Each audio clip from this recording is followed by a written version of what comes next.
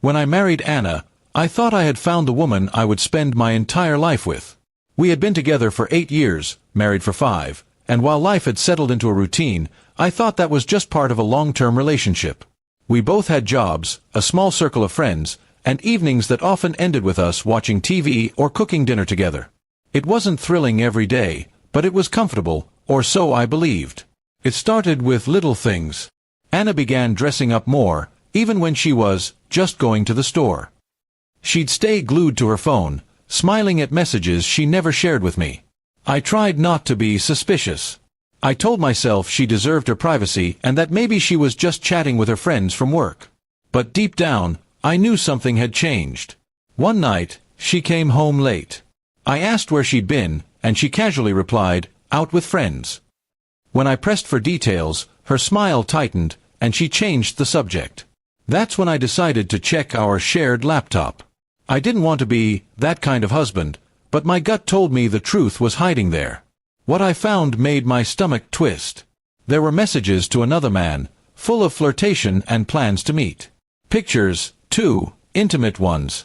I confronted her the next morning, my hands shaking. I expected tears, apologies, maybe excuses. But what I got was worse than I could have imagined. She looked at me with this bored, almost annoyed expression and said, "You're so boring, I opened our marriage." Just like that. No remorse, no shame. She acted as if it was perfectly reasonable for her to sleep with someone else because she thought our life lacked excitement. I asked her if she'd ever thought about talking to me before making that decision. She shrugged and said, "Talking wouldn't have changed anything. I need passion, and you're safe." That word, safe, felt like a slap in the face. She didn't see me as her partner anymore, just as a stable placeholder while she chased thrills elsewhere. For a few days, I was in shock. I went to work, came home, and barely spoke to her. She carried on as if nothing had happened, going out late, dressing for someone else's attention. But the more I thought about it, the more I realized I wasn't going to let her walk all over me. If she wanted excitement, I was going to give her something unforgettable, just not the way she expected. I quietly started moving my personal documents, valuable items, and savings into a separate account she didn't know about. I contacted a lawyer and explained the situation. He told me that in our state, her infidelity would work heavily in my favor during the divorce, especially since I had proof. While she was out one weekend, I had the locks changed. I packed all her belongings into boxes and left them neatly on the porch. I also printed copies of her messages and sent them to both our families. I didn't add commentary, I let her own words speak for themselves.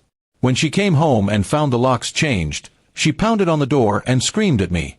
I opened the window and told her she had no right to come in anymore. I handed her the divorce papers through the window, then closed it without another word.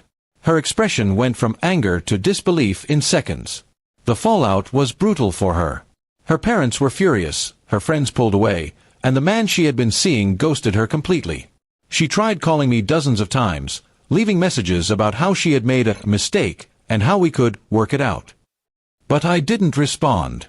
She had made it clear I wasn't enough for her, so I wasn't going to give her another chance to treat me like an option. In court, my lawyer presented the evidence. She barely got anything in the settlement because of her infidelity and because I had moved quickly to secure my assets. I kept the house, the savings, and most of what we had built together. She left with only what was already in her name. It's been a year since then. I've rebuilt my life, reconnected with friends, and even started dating again, carefully this time. I learned that comfort doesn't mean boring, and anyone who mistakes loyalty for lack of passion isn't worth keeping. Anna. Last I heard, she was bouncing between jobs and relationships, still searching for the excitement she thought would make her happy. Meanwhile, I sleep peacefully every night, knowing I took back control of my life and refused to be disrespected. If she ever thinks about me, I hope she remembers that the boring man she once underestimated ended up being the one who walked away with everything.